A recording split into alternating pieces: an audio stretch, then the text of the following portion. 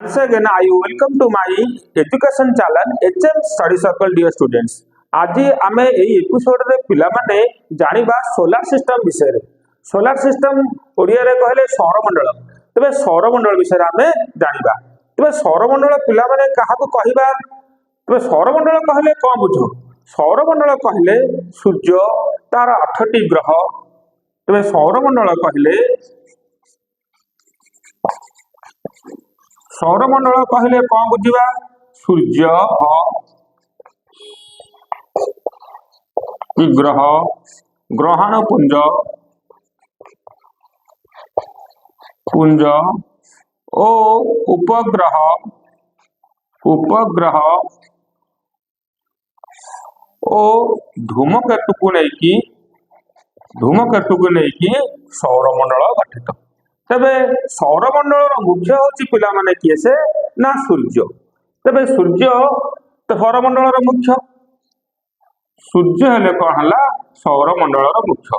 सूर्यंकर चारिपाटे सूर्य तांकर महाकर्षण शक्ति द्वारा 8टी ग्रह को घुराउछंती। 8टी ग्रह को तांकर एक निर्दिष्ट दूरता रे सूर्य को करूछंती। 8टी ग्रह को घुराउछंती। 1 2 3 4 8 आगुरु पिला माने आम समय रे 9टी ग्रह थला। 9टी ग्रह रे एबे 8टी ग्रह हेछि। तबे से 8टी ग्रह गुडी को किए से ना प्रमाण रे 8टी ग्रह गुडी कहले प्रथम हेले बुध, तापरे बुध परे बुध शुक्र, तापरे पृथ्वी, तापरे मंगल, तापरे बृहस्पति, तापरे शनि, बुध शुक्र पृथ्वी मंगल बृहस्पति शनि यूरेनस, तापर है यूरेनस, तापर नेपच्यून। नवम ग्रह हिसाब से प्लूटो थिला किंतु प्लूटोर आकार आमर उपग्रह चंद्र भलिया तार आकार। तबे आकार अनुसार प्लूटो को जेहेतु से उपग्रह आकार बा सबुठारु जहाँ कहते बड़ उपग्रह शनि ग्रहर उपग्रह टाइटन ठार छोट, तेणु ताकू ग्रह तालिकारु ताकू काट दिगला। तेबे क्रमान्वय जो 8टी ग्रह रहिले से बुध शुक्र पृथ्वी मंगल बृहस्पति शनि यूरेनस नेपच्यून। तबे ये थिला। तबे यही वीडियो रु आमे जानि परिबा जे सूर्यंकर निकटतम ग्रह किए से। सूर्यंकर निकटतम ग्रह हला किए से ना बुध हला सूर्यंकर निकटतम ग्रह। तापरे तबे ए गुडी को जो ग्रह पृथ्वी गोटे ग्रह पृथ्वी ग्रह आम ग्रह आमे पृथ्वी ऊपर बसवास करछे। एटे हमर ये महाकाश रे आमे सुनथबा नक्षत्र विषय सुनथबा। नक्षत्र माने कोन? एटे नक्षत्र कोन ग्रह कोन नक्षत्र माने हम कहा को भाबा नक्षत्र बोली आकाश को पिले गोटे तारा आकाश को आमे चाहिबा जो तारा गुड़िक धबधब होउथांती ओ छोट ओ टिकी टिके देखा जाउथांती, धबधब होउथांती ओ टिकी टिके देखा जाउथांती, सेमाने हेले नक्षत्र। ग्रह गुड़िक कोन ना ग्रह गुड़िक स्थिर आलोक प्रदान करंती। सेमाने देखिबा पे पूरा स्थिर थिबो, आलोक गुड़िक प्रकार पूरा स्थिर थिबो। तबे ग्रह गुड़िक स्थिर आलोक प्रदान करंती। ग्रहकर निजर आलोक नाही, ग्रहर निजर आलोक नहीं कि नक्षत्र निजर आलोक अच्छे। नक्षत्र को आम तारा बोली कहचे तारा, किंतु ग्रह को आम तारा कहचे किंतु ग्रह तारा नुहे। ग्रह कौन होची? ग्रह स्थिर आलोक प्रदान करिवो एवं खूब उज्जवल देखा जिवो, आकाश रे खूब उज्जवल देखा जिवो एवं बड़ देखा जिवो। आम जानिबा जे ग्रह से बड़ी आम बर्तमान आलोचना करुचे। आकाश तो बहुत विशाल, से कथा वस्तु आज टॉपिक नहीं, अलग टॉपिक रे नेक्स्ट टॉपिक रे करी। ते बर्तमान पढ़िबा हमें सौरमंडल। सौरमंडल हला मुख्य हला कि सूर्य होछंती एक नक्षत्र।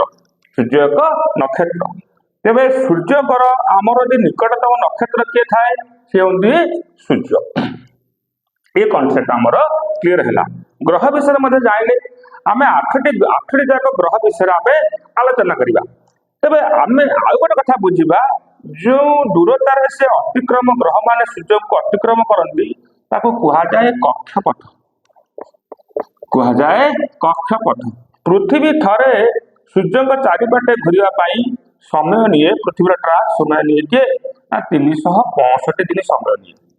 ତେବେ ପୃଥିବୀ ଗ୍ରହର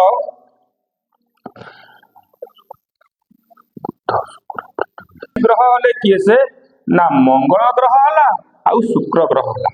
ପୃଥିବୀ ଚାରିପଟେ ଯୋଉ ଉପଗ୍ରହ ବୁଲୁଛି, ପୃଥିବୀର ନିଜସ୍ୱ ଉପଗ୍ରହ ହେଲା କିଏ ନା ଚନ୍ଦ୍ର। ବର୍ତ୍ତମାନ ଗୋଟେ ପିଲେ ବର୍ତ୍ତମାନ ଗୋଟେ ବଢିଆ କଥାଟା ଗୋଟେ କୌତୁକିଆ କଥା ପିଲେ ଜାଣିବା।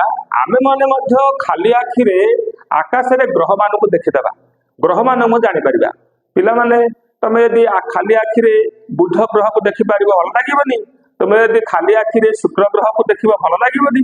ତେବେ ଜହ୍ନକୁ ତ ଆମେ ଦେଖୁଛେ, ଯଦି ଆମେ ମଙ୍ଗଳ ଗ୍ରହକୁ ଦେଖିବା ଭଲ ଲାଗିବନି, ଯଦି ଶନି ଗ୍ରହକୁ ଦେଖିବା ଭଲ ଲାଗିବନି। ତେବେ କେମିତି ଜାଣିବା ଯେ କୋଉ ଗ୍ରହକୁ ଚିହ୍ନିବା? ତେବେ ପିଲାମାନେ ମୁଁ ଗୋଟିଏ ଆଡୁ ପିଲେ କହୁଛି, ପ୍ରଥମେ କହୁଛି ମୁଁ ଶୁକ୍ର କଥା କହୁଛି। ଶୁକ୍ର ଗ୍ରହ କେମିତି ଜାଣିବା? ପିଲେ ସନ୍ଧ୍ୟା ତାରା ଦେଖିଦେବ, ସନ୍ଧ୍ୟା ସମୟରେ ପଶ୍ଚିମ ଆକାଶରେ ଗୋଟିଏ ଭାରି ଉଜ୍ଜଳ ଗୋଟେ ତାରାଟିଏ ପଡିଥାଏ, ତାକୁ ଆମ ମା କହନ୍ତି ସନ୍ଧ୍ୟା ତାରା। ପିଲେ ସେ ସନ୍ଧ୍ୟା ତାରା ନୁହଁ, ତାକୁ କଣ କୁହାଯାଏ? ସେ ସନ୍ଧ୍ୟା ତାରା ନୁହେଁ, ସେ ହଉଛି ଶୁକ୍ର ଗ୍ରହ। ଇଂରାଜୀରେ କହନ୍ତି ଭେନସ୍, ଇଂରାଜୀରେ କହନ୍ତି ଭେନସ୍। ଶୁକ୍ର ଗ୍ରହ ଆକାଶର ସବୁଠାରୁ ଉଜ୍ଜଳତମ ଗ୍ରହ, ସେ ସଦାବେଳେ ଉଜ୍ଜଳ ଥାଏ। ଶୁକ୍ର ଗ୍ରହର ବାୟୁମଣ୍ଡଳ ସମ୍ପୂର୍ଣ୍ଣ ଅଙ୍ଗାରକାମ୍ଳରେ ପରିପୂର୍ଣ୍ଣ। ତାପରେ ପିଲେ ବୁଧ ପରେ ଆମେ ଦେଖିଲେ ଶୁକ୍ର ଗ୍ରହ, ଶୁକ୍ର ପରେ ମଙ୍ଗଳ ଗ୍ରହ। ଆକାଶରେ କେମିତି ଜାଣିବା କୋଉଟା ମଙ୍ଗଳ ଗ୍ରହ ବୋଲି? ଆମେ ଖୋଲା ଆଖିରେ ମଧ୍ୟ ମଙ୍ଗଳ ଗ୍ରହ ଦେଖିପାରିବା। ଦେଖିବା ଆକାଶରେ ଯୋଉ ତାରାଟି ସବୁଠୁ ଟିକେ ବଡ ଦେଖାଯାଉଥିବ ଏବଂ ତା ରଙ୍ଗ ଲାଲ, ଆକାଶରେ ଲାଲ ରଙ୍ଗର ତାରା ବହୁତ ବିରଳ। ଲାଲ ରଙ୍ଗର ତାରାଟା ହଉଛି କେହି ନୁହଁ, ସେ ହଉଛି ଆମ ପଡୋଶୀ ଗ୍ରହ ମଙ୍ଗଳ ଗ୍ରହ। ମଙ୍ଗଳ ଗ୍ରହକୁ ମଧ୍ୟ ଈଶ୍ୱର ଆମର ଯାନ ପଠେଇ ଛାଡ଼ିଛି। ତେବେ ମଙ୍ଗଳ ଗ୍ରହ ଜାଣିଲେ, ଶୁକ୍ର ଗ୍ରହ ଜାଣିଲେ, ତାପରେ ବୁଧ ଗ୍ରହ। ବୁଧ ଗ୍ରହ ପିଲାମାନେ ଆମେ ରାତିରେ ଦେଖିପାରିବାନି, ସନ୍ଧ୍ୟାବେଳେ ଦେଖିପାରିବାନି। ଆମେ ଭୋର ସମୟରେ ଦେଖିବା ସୂର୍ଯ୍ୟୋଦୟକୁ ଆଉ ମାତ୍ର ଘଣ୍ଟାଟିଏ ସମୟ ଥବ। ଯଦି ଆମେ ପୂର୍ବ ଆକାଶକୁ ଦେଖିବା, ଗୋଟେ ଉଜ୍ଜଳ ତାରାକାଟି ଦେଖାଯାଉଥିବ। ଉଜ୍ଜଳ ତାରାକାଟି ହଉଛି କିଏ? ସେ ଆଉ କିଏ ନୁହଁ, ବୁଧ ଗ୍ରହ। ଯାହା ସବୁଠାରୁ ଉତ୍ତପ୍ତ ଗ୍ରହ, ସୌରମଣ୍ଡଳର ଉତ୍ତପ୍ତ ଗ୍ରହ। ତାପରେ ପିଲାମାନେ ଆଲୋଚନା କରିବା ଆମେ ବୃହସ୍ପତି ଗ୍ରହ। ବୃହସ୍ପତି ଗ୍ରହକୁ ଆମେ କେମିତି ଜାଣିବା? ବୃହସ୍ପତି ଏକ ବଡ ଗ୍ରହ। ସବୁଠାରୁ ବୃହସ୍ପତି ହଉଛି ସୌରମଣ୍ଡଳ ସବୁଠାରୁ ବୃହତ୍ତମ ଗ୍ରହ। ସବୁଠାରୁ କ୍ଷୁଦ୍ରତମ ଗ୍ରହ ହଉଛି ବୁଧ। ବୃହସ୍ପତି କେମିତି ଜାଣିବା? ପିଲାମାନେ ଆମେ ଦକ୍ଷିଣ ପଶ୍ଚିମ ଦିଗର ଆକାଶକୁ ଦେଖିବା। ସନ୍ଧ୍ୟାବେଳେ ଆମେ 10ଟା ପୂର୍ବରୁ ଆମେ ବୃହସ୍ପତି ଗ୍ରହକୁ ଦେଖିପାରିବା। ଦକ୍ଷିଣ ଏବଂ ଦକ୍ଷିଣ ପଶ୍ଚିମ ଆକାଶ କୋଣ ଆକାଶର ସବୁଠାରୁ ଉଜ୍ଜଳତମ ନକ୍ଷତ୍ରକୁ ଆମେ ବୃହସ୍ପତି ଗ୍ରହ ବୋଲି କହିବା। ତାପରେ ପିଲେ ଦେଖିବା ଆମେ ଶନି ଗ୍ରହ। ଅତି ସରଳ, ଛାତ ଉପରକୁ ପିଲାମାନେ ଆମେ ଯିବା ହାରି, କୌଣସି ଉଚ୍ଚ ସ୍ଥାନକୁ ଯିବା ହାରି, ଆମେ ଦକ୍ଷିଣ ଦିଗର ଦିଗ୍ବଳୟକୁ ଅନେଇବା।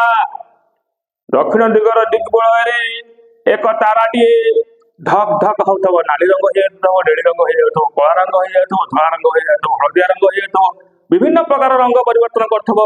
ସେ ଗ୍ରହ, ସେ ତାରାଟି ଆଉ କେହି ନୁହେଁ, ସେ ହଉଛି ପିଲେ ଶନି ଗ୍ରହ। ଆକାଶର ଦେଖିବ ତମେ ପ୍ରାୟ ସେ ଦକ୍ଷିଣ ଦିଗ୍ବଳୟରେ ଦେଖାଦିଏ। ଦିଗ୍ବଳୟ ମାନେ ଯୋଉଠି ଆକାଶ ଓ ପୃଥିବୀ ମିଶି ଯାଇଛି, ଠିକ ସେଇ ସ୍ଥାନରେ ଶନି ଗ୍ରହ ଦେଖାଯିବ, ଯାହାକୁ ବଳୟ ଗ୍ରହ ମଧ୍ୟ କୁହାଯାଏ। ଶନି ଗ୍ରହର ଗୋଟେ ବଳୟ ଅଛି। ତେବେ ଏହା ତ ବଳୟ ନୁହଁ, କେତେ ଗୁଡିଏ ପାହାଡ, ଧୂଳିପୂର୍ଣ୍ଣ ଖଣ୍ଡ ଖଣ୍ଡ ପାହାଡ ଶନିକି କଣ କରୁଛନ୍ତି ନା ଶନି ଚାରିପଟେ ଘୁରୁଛନ୍ତି।